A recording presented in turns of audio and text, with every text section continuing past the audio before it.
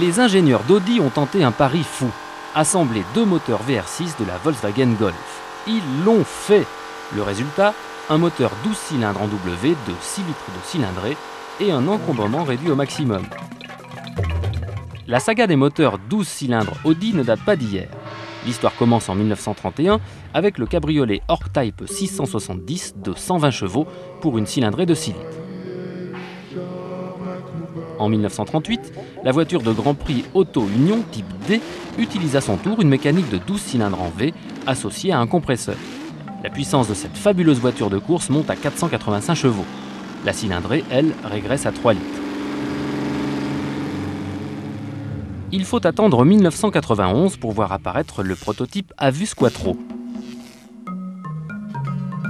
Il est équipé d'un moteur 12 cylindres de 6 litres en W, dont la puissance atteint 509 chevaux.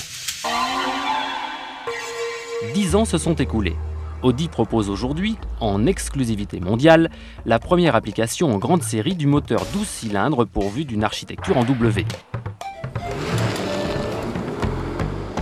Avec sa puissance de 420 chevaux, l'Audi A8 W12 bat le record de puissance de sa catégorie.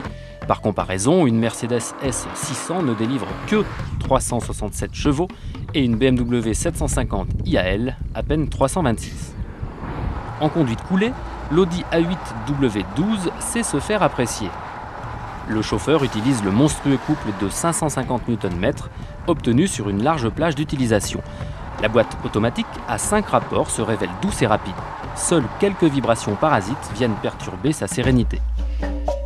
Quant au passager, il se détend sur la banquette arrière en buvant un verre ou en visionnant un DVD.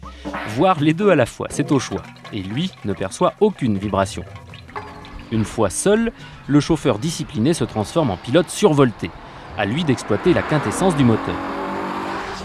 Il aurait tort de s'en priver d'ailleurs, car cette A8 W12 sait se montrer précise et incisive.